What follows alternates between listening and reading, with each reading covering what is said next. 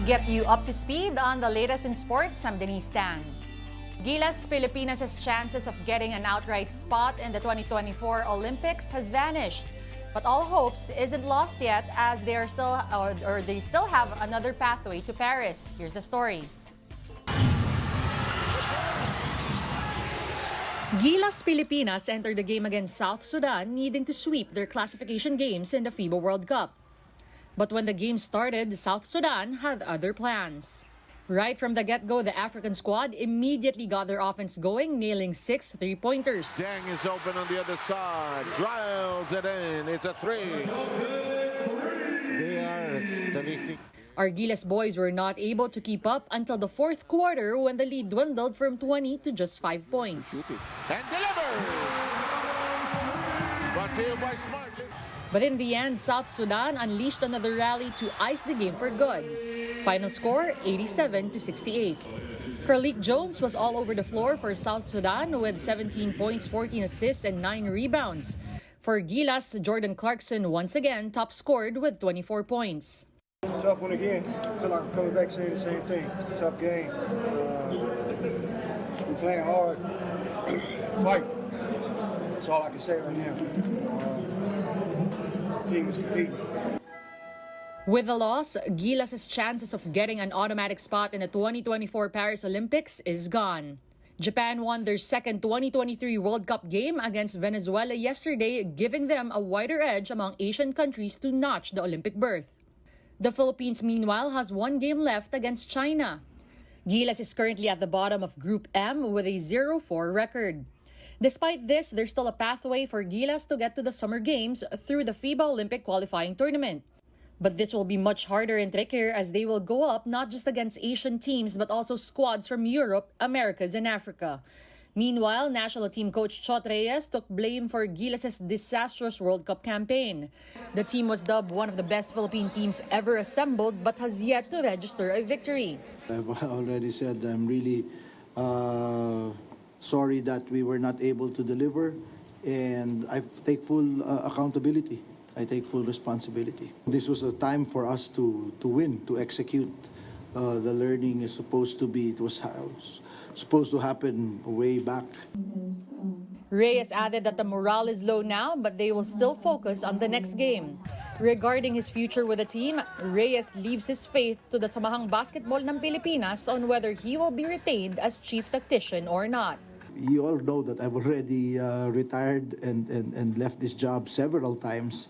But, you know, when I've been asked to come back, I could not turn my back to the call of service for country, for flag and country. As to what the future holds, it's up to the federation.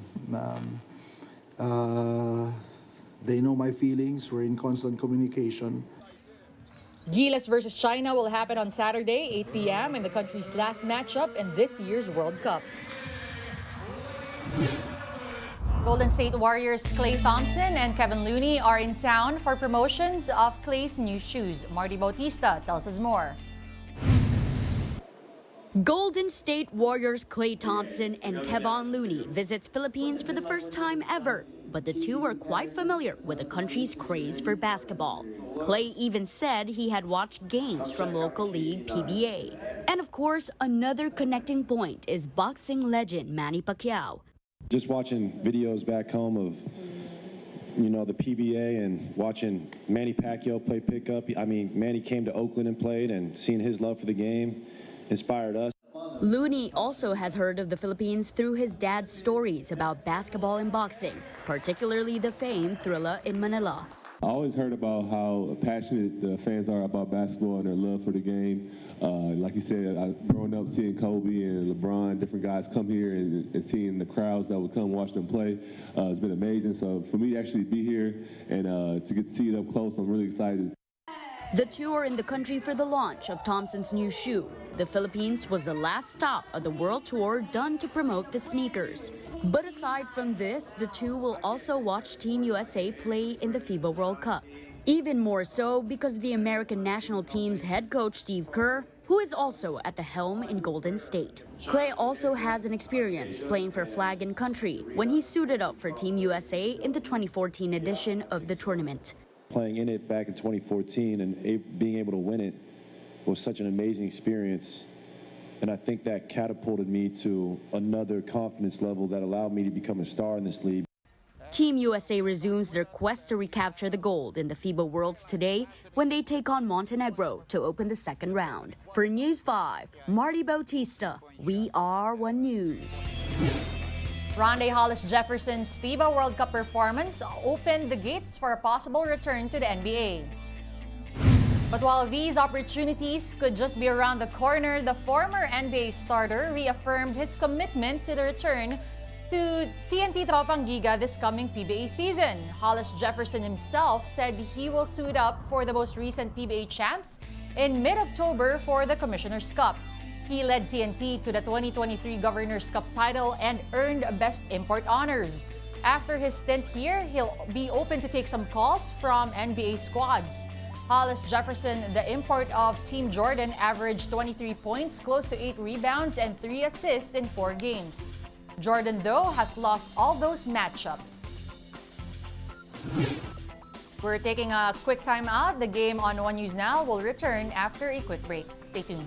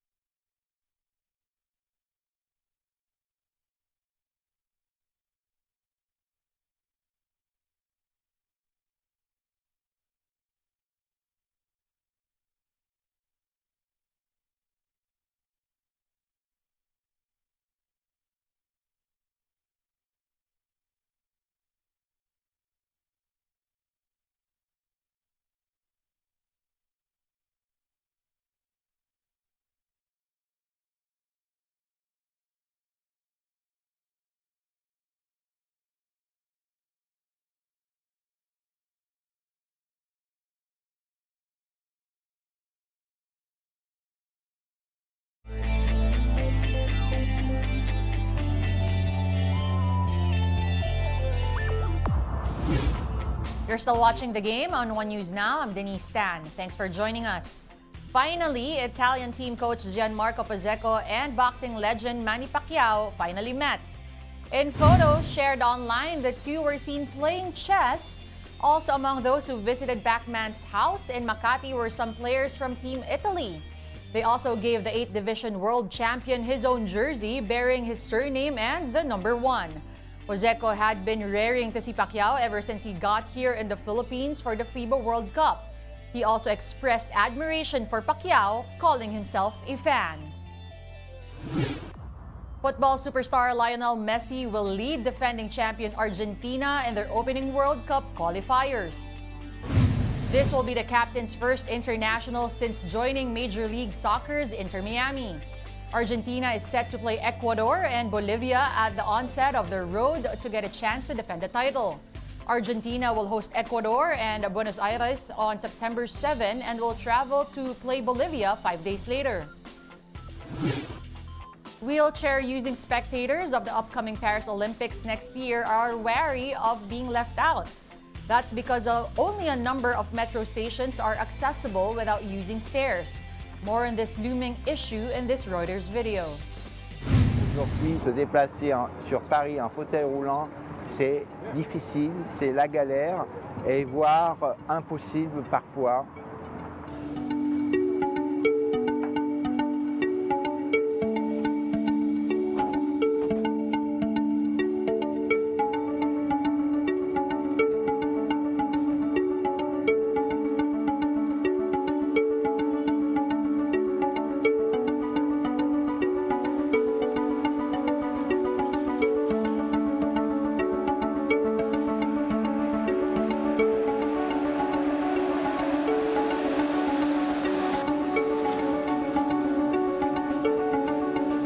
Là, le problème, c'est que là, de toute façon, la ligne 12, on ne peut pas la prendre parce qu'il n'y a pas d'ascenseur pour descendre. Donc là, c'est les escaliers. Donc en fauteuil roulant, c'est impossible.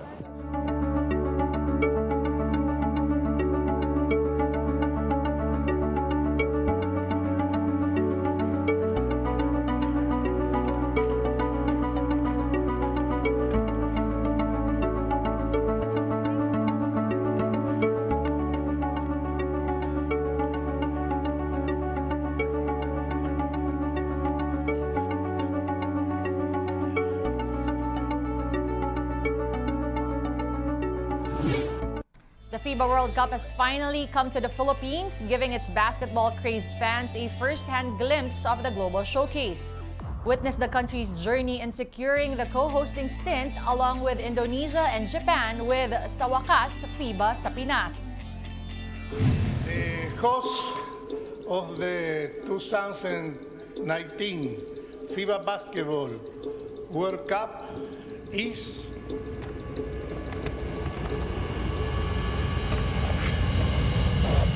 China.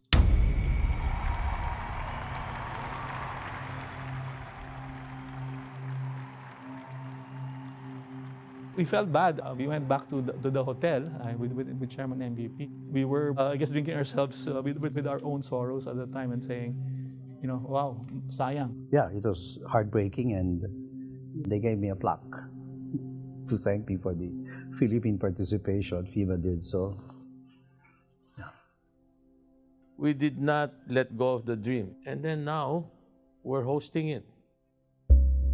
This year's FIBA Basketball World Cup takes place for the first time across 3 host nations, the Philippines, Japan, and Indonesia. Well, the biggest basketball event of the year is set to tip off when the 2023 FIBA World Cup Preparations for the FIBA Basketball World Cup are in full swing as fans anticipate the biggest basketball event of the year. Determination lang. Magic eh. It was just magic. There was a lot of blood, sweat, and tears because the country's reputation, our people's reputation, were at stake. We can't fail the Philippines.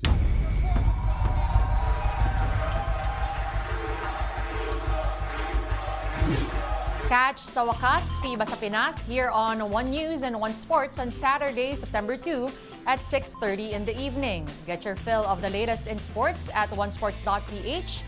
Meantime, the news day continues later at 4:30 p.m. I'll see you then. I'm Denise Tan. We are One News.